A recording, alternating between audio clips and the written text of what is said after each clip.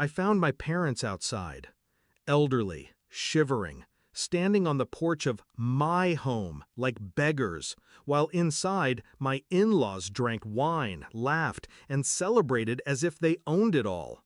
My father's hands trembled. My mother's lips were blue. They looked at me with shame, not anger. That cut deeper than the cold. And in that moment, something in me snapped. It wasn't always like this. When I married into her family, they smiled, shook my hand, pretended to welcome me. Her parents offered advice. Her siblings cracked jokes. Her uncles called me lucky. But under the politeness, there was always the shadow. They saw me as lesser, a son-in-law with no wealth, no legacy, no name worth mentioning. I thought I could win them over with patience, with time, with success. And I did succeed. Promotions, a house, stability. Everything I built was for her and for the family we were supposed to be. But with every achievement, her family only reached deeper into my life until the lines blurred. My wife let it happen. And now, years later, my own parents were locked outside while they feasted at my table. The betrayal didn't come with fireworks. It came with whispers. My wife insisting it's easier if my parents handle the finances. Her brother temporarily storing his business inventory in our garage. Her mother making copies of the house keys for emergencies.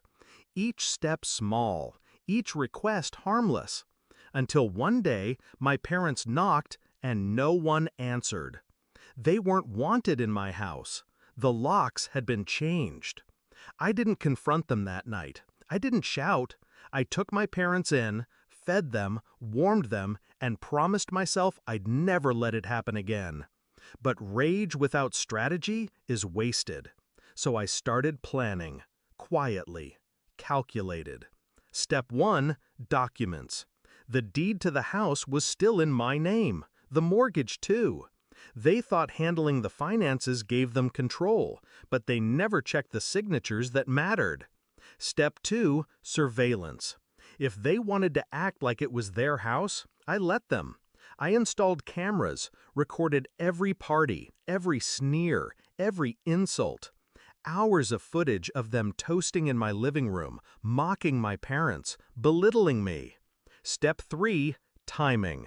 They had grown too comfortable, too loud, too entitled, which meant their downfall would be public.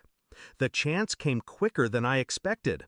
My in-laws threw a grand dinner at my house, invited half the neighborhood, even people from her father's business circle. They called it a family celebration. I arrived late, unannounced, suit-pressed, parents beside me. The room went silent when we walked in. Her mother tried to sneer. "Oh, we didn't know you'd be joining." I smiled. "Of course, it's my house after all."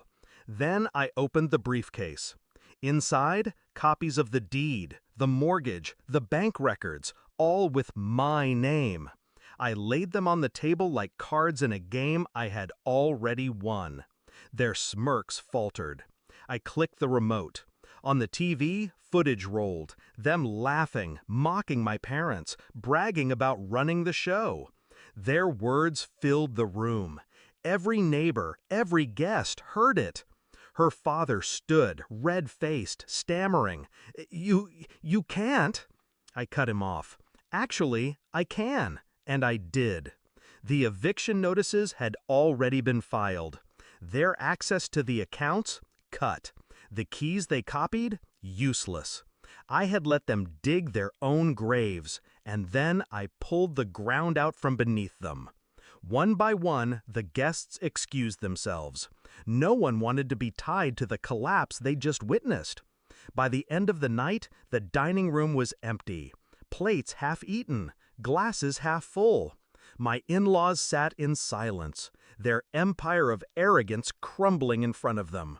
The climax wasn't loud. It was the silence, the sound of their control evaporating, the way their faces sank when they realized they had nothing. I took my parents' hands and led them to the table. For the first time in 15 years, they sat at the head, where they belonged. I raised my glass. You celebrated while my parents froze outside. Tonight, you learn what it feels like to be left in the cold. I didn't wait for a response. I walked out with my parents, left them sitting in the ruins of the life they thought they owned.